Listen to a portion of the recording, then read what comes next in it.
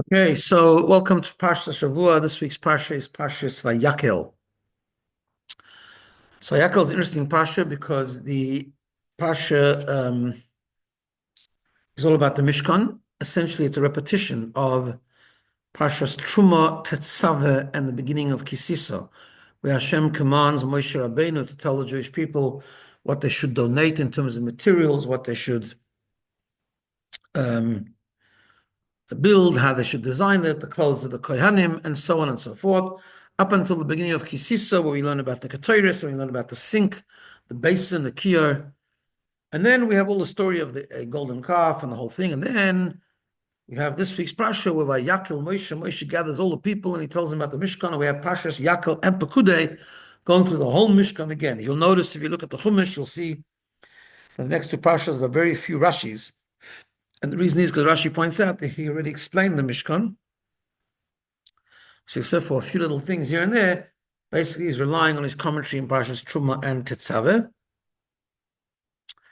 So that in itself is interesting. So let's just have a look at it first of all. I'm just going to see how we... Hold on a second.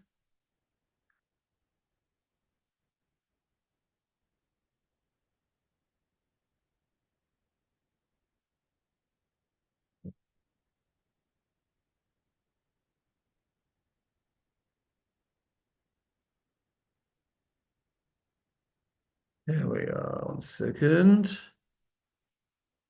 Okay, why can't I? Oh. Okay. It's so, I hope it's there. It's fine. Okay, so have a look at the beginning. Number one. It's hard to see a little bit at the beginning. It's cut off for some reason. It says, Vayakhel Moshe's Klavdas ben Yisrael. Moshe ben gathers the people. And he says to them, Elad Dvarim, this is the thing Asher Tziva Hashem Lasos Oisom, Hashem has commanded. And then he says about Shabbos. Sheish Hashem Tasam Malacha, 6 days a week, you should do Malacha, V'yom HaShvi, on the seventh day, Yeh Lachem Kodesh, Shabbos, and Hashem must be holy, Shabbos for Hashem, Lois Malacha Yumas, that's a punishment if a person doesn't keep Shabbos. If it's intentional, of course, with a warning. And then the last pasuk over there says, Lois Savaru, Eish Chomash V'Sechem, you shouldn't light fire. And so on. And then it goes to the Mishkan. Now, of course, interestingly enough, the first time around, the same thing happens.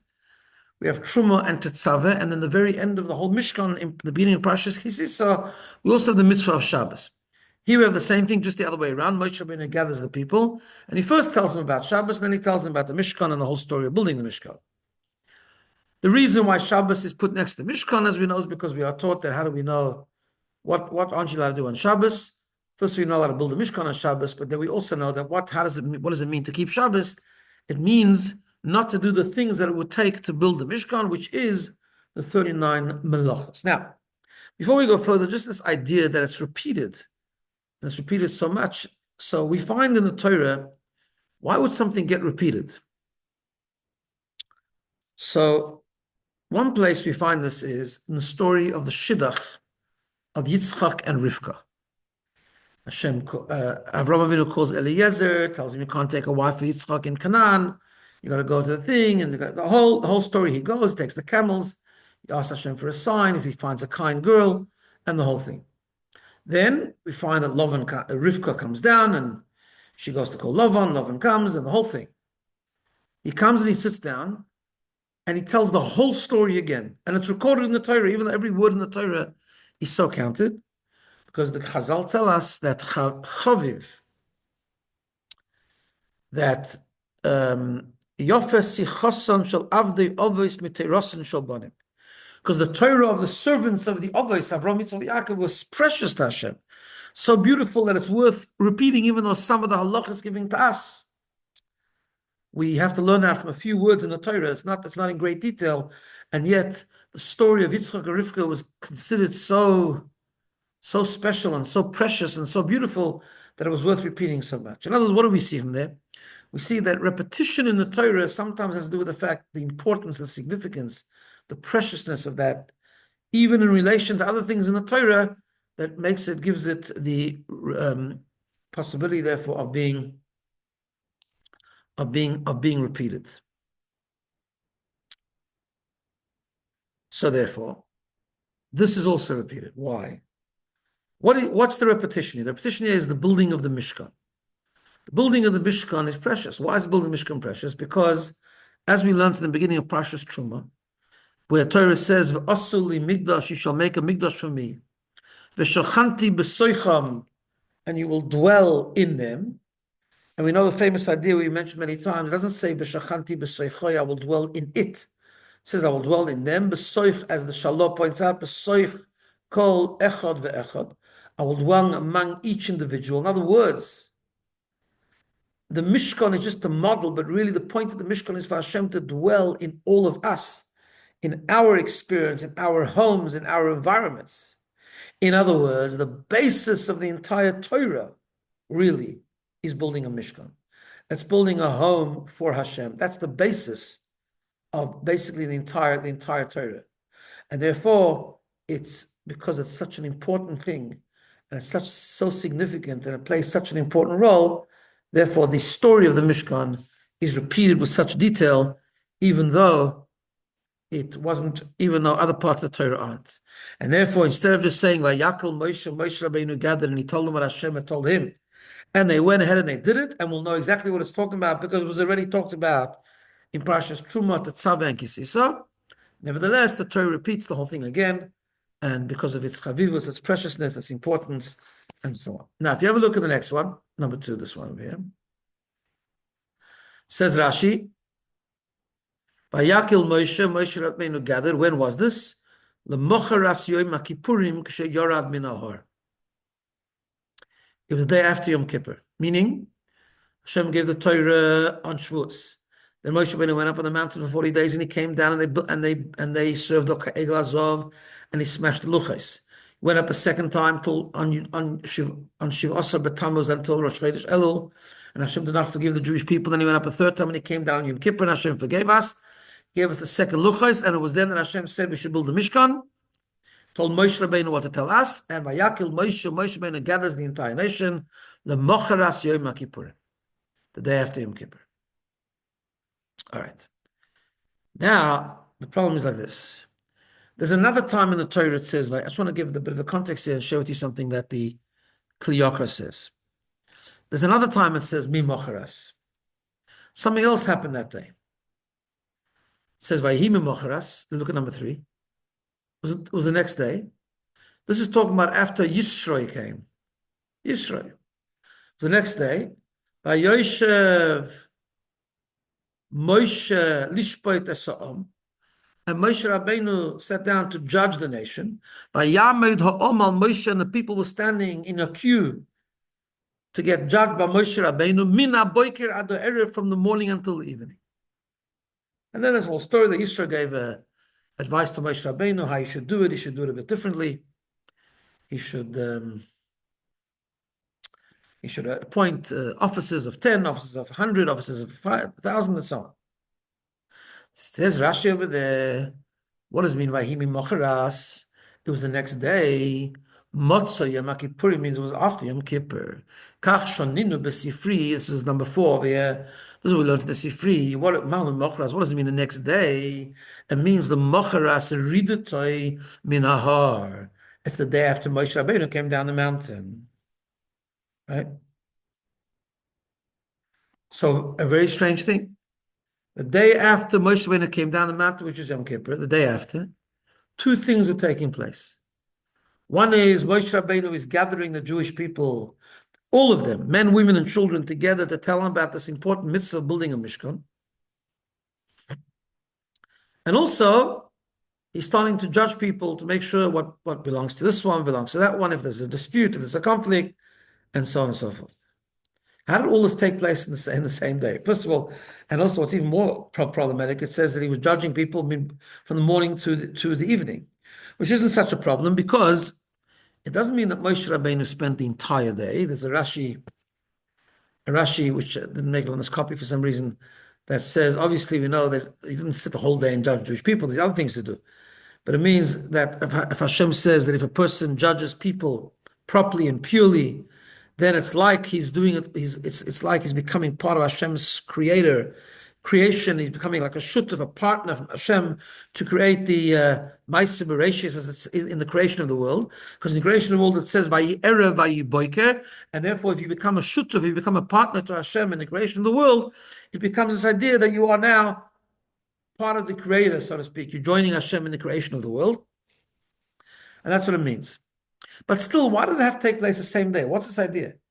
Why don't we just spend the day talking to people about the Mishkan? We'll put off the disputes. They can adjourn the trials to a different time. Says the Kli Yakar two things. Says the Kli Yakar a beautiful thing. Says one thing is, number one, Moshe Rabbeinu had to start the process. What was Moshe Rabbeinu doing? He's asking people, the first thing is, he's telling them we're going to build a Mishkan. But he says the way we're going to build a Mishkan is you have to donate stuff. Jewelry, gold, silver, about 15 different items. Wool, goat skins, tachash skins, the whole story. This money is going to, these materials are going to be used to build a holy Mishkan. Says Moshe Rabbeinu, we need to make sure, he says to the people, we need to make sure that everyone is donating what belongs to them. And if there's a dispute, and the dispute is what belongs to this person, Reuven says this item belongs to me, Shimon says it belongs to me, they have to settle that first, because if the wrong person gives it, it means he's giving something that's really not his. He's giving something stolen. You can't have something stolen to build a Mishkan. And therefore Moshe Rabbeinu is saying that let's start the process. Anyone who's got a dispute, you need to get judged first, because you need to make sure who this belongs to before you contemplate donating it to the Mishkan. That's what the Kli Yakar says, a beautiful idea. And he continues and he says the truth is also he was starting a process which would then bring peace. Because we know there was only really one time in the Midbar that there was true unity. And that's when they arrived at Har Sinai, and it says, Vayichan Shom Yisrael, and the Yidden camped there.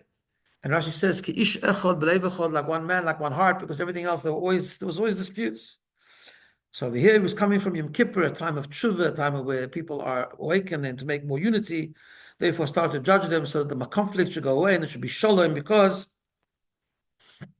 also to do with the Mishkan. First of all, you can't have materials that are going to be donated to the Mishkan that don't belong to the person. And second of all, you can't have a place that Hashem is going to dwell. Hashem doesn't dwell in a place of machloikas. So therefore, the Mishkan has to be in the context where there's machloikas, and therefore on the same day that Hashem, the Moshe Rabbeinu started this process of constructing people at the Mishkan, he also started the process of settling disputes in order to bring shalom, in order to bring peace. Okay.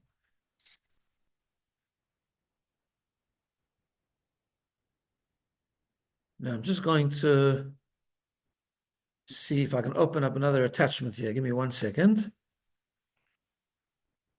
Let's see if this will work. 1 second.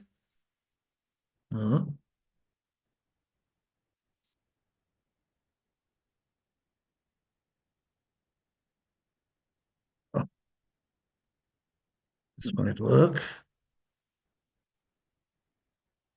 Okay. So we'll stop sharing. We'll share a different one now. Give me 1 second. I want to show you an interesting Rambam. I think this is right. Yeah. Problem is I'm not trying to do this so that it's... Oh.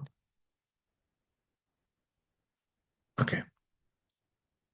So we learned in this Parsha, so that's to do with the Mishkan, that's to do now why the instruction of the Mishkan happened the day after Yom Kippur in the same place, in the same time, all on the same day, Moshe Rabbeinu started settling disputes. One of the things that the Torah says here, that the Torah tells us in this Parsha, we learned before, it singles out one of the things you're not supposed to do on Shabbos, and that is you're not supposed to light a fire, and it says, Lo yisava'aru eish, as we learned before, we cannot light a fire, b'chol boish v'yiseichem, in all the places where you live and where you dwell. Okay. The Rambam says an interesting thing. If you look in the Rambam, I'm going to share with you a Rambam that's quite technical and halachic. We're going to learn a very beautiful idea from it. Hamavir kol shehu. If a person lights a fire on Shabbos, even if it's a small fire, v'hu sheyehei chayiv, then he has violated Shabbos. V'hu sheyehei tzorich lo efer. But that's if he wants and he needs the ashes. Now, what does that mean? on a purely halachic level. The Rambam is saying like this: there's a problem with fire. See, normally on Shabbos, a person is only guilty of breaking Shabbos if the melacha that he does is constructive, not destructive. So I'll give you an example. One of the melachas of Shabbos is sewing. You can't sew two pieces of material together. The opposite of that is koireya, to tear something, you undo the sewing. Or another example is melacha on Shabbos, you're not allowed to build. Another melacha is you're not allowed to demolish. Now, the halacha actually is, let's take the building and demolishing, for example, right? If you demolish a building on Shabbos, you're not allowed to do that, but you're not considered a full-blown breaking Shabbos. Why? Because it's a destructive malacha. In the times of the Beis Hamikdash, when they could convict someone who broke Shabbos mamash for capital punishment, they could never do that in such a case. He would not be chayev, because he did a malacha that's destructive, not constructive.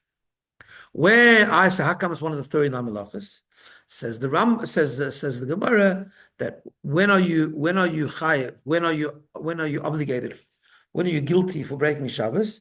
Only if you soisra manas livnais. If you demolish a building or you demolish a room or you demolish something, but the purpose of the demolishing is to rebuild it better, to rebuild it again, then it's guilty, because then it's constructive and not destructive. Now, one of the malachas is burning. Burning is a destructive action. If you light a match, you are burning. You're just destroying the wood. If you light a table, you're destroying the table. Right? So, how you chayiv? So the Rambam begins this halacha by saying, you only chayiv if for some reason you need the ash. And he continues, but if you just lit a fire to burn something, now you just destroy something, you actually absolve, you're innocent. You're being destructive. Then he goes on and says, no, not always. That's true. For example, if someone, let's say, burns, he's very angry with someone, and he burns his field in revenge. Now, revenge is obviously prohibited, but nevertheless, it's a constructive thing because he feels better now. So at least that's some benefit to him. It's not totally destructive. Therefore, that could be a thing. But the basic rule is, then stam to burn a fire, if you set something alight, I mean, the same would be if you need light, maybe. But if you set something alight, and all you have is ashes, that's not really one of the malachas. It has to be you need the ashes for some reason. So the Lubavitcher Rebbe in a talk explains an unbelievable thing. He says, why does Rambam start off like that? Everything can be understood on two levels. And every one of the malachas of Shabbos can be also understood on two levels. Now, it is true that we learn on Shabbos you're not allowed to do the 39 malachas. But how do we know you're not allowed to do these 39 principal activities? These are the 39 things that were used to build the Mishkan, which means that there is a real role for these 39 things that can be done to build a Mishkan. So therefore, even though you're not allowed to build a fire, you're not allowed to make a fire on Shabbos, but during the week you have to make a fire, and if it's for a Mishkan, then it's got holiness. He said this as an introduction that we can actually take the sentence and we can explain it on a whole nother. In other words, each one of the 39 malachas actually represent an aspect of how we serve Hashem in the world to make our own spiritual and personal Mishkan. Yes, you're not allowed to do them on Shabbos, but they each represent something very important, spiritually speaking at least. So now, we're going to take this sentence, Hamavir Kol Shehu. If someone makes even a small fire, Chayev, he's obligated, he's guilty of Shabbos, but that's only if he needs the Ephod, only if he needs the ash. So let's take it now in a positive way, not by being guilty by breaking Shabbos, but when is it considered a fire? In other words, when is a fire considered a fire to build a personal Mishkan? When you need the ash. What does that mean? So he said like this. He said a beautiful thing. I'm going to say it very briefly because it's a big, very deep, involved idea, but say it very briefly. We say that Neir Hashem Nishmas Adam. The neshama of a person is like a candle. The Alter Rebbe explains in Tanya what does it mean like a candle? Just like a flame of a fire, always burns upward. Why it burns upward? Because actually the flame is always trying to depart. It's always trying to go away from the candle because it wants to become part of the heavenly fire. Right? wants to become part of the original fire, as he explains over there. That's the neshama. The neshama is always the depth of a yid is a pintel yid. It's like a candle. A candle that actually doesn't even want to be here in the body, just wants to be connected to Hashem's reality. And that part of the neshama comes out. For example, if a person is threatened to serve Avodah Zorah, then we find throughout Jewish history the Yidden have given up their life for Hashem. They've let that neshama burn and therefore have Mesiras Nefesh and really become totally surrendered to Hashem and not to anything that's against Hashem, even if it means losing their life and so on and so forth. What does it mean, Hamma? What does it mean to light a fire? To light a fire means to really light that neshama. Not just it should be a small candle, but a person should be burning with the love of Hashem. A person should be burning with the Mesiras Nefesh to give himself over to Hashem, that he really just wants to be connected to Hashem. That's all he wants. And that's a very important part of serving Hashem. We should nurture the love of Hashem. We should flame the fires of loving Hashem. That's all true. Says the Rambam, however, Hamavir, if you create a fire, when is it considered a fire? When you need the ash. What does that mean? We know that everything is made up of 4 parts: dust, wind, water, and fire. And Chassidus explains that when you burn something, what happens is it changes. Why does it change to ash? Because what's actually happening is the fire is coming and it's extracting the wind and it's extracting the water. What's left? Just the dust. In other words, the ash, basically the dust. The ash is the lowest and the most physical part. Everything is made up of these 4 components. Those 4 components, some are more less tangible, more spiritual than others. The most physical, mundane, lowest component of existence is the dust. And in Yiddishkeit, that's actually the purpose of creation. The purpose of creation is to bring Hashem into the physical world. The purpose of the creation is for the neshama to be in a body and to serve Hashem and bring Elokus, bring godliness into the physical world. The purpose of creation is to elevate the physical things in the world. Says if a person has a fiery love to Hashem, which is a beautiful thing, and that then would cause him to, let's say, just depart from this world. He wants to just become part of Hashem. It's a little bit like the sons of Aaron did. They were so inflamed with the love of Hashem, they just expired and Hashem left their body. That's not a real fire. That's a problematic fire. It was a very high madrega, but it's a problematic fire. When is it a good fire, says the Rambam? When is the fire in Hashem really, really good? When actually you realize that the real service of Hashem, once you love Hashem so much, you think, you know what? If I love Hashem so much, what does Hashem really want me to do? That you need the Afer. You need the physical. You got to bring Hashem into the physical world. You got to elevate the physical world. And that's why a fire is not really a fire. And again, we're translating this spiritually speaking. A fire of love to Hashem is not really a fire unless you need the Afer, unless it comes down to the ashes, unless you know that serving Hashem needs to be with the Gashmis, with the physical world, and to elevate the physical world and making it a place for Hashem to dwell. Thank you very much, and have a good day and a good Shabbos, everyone.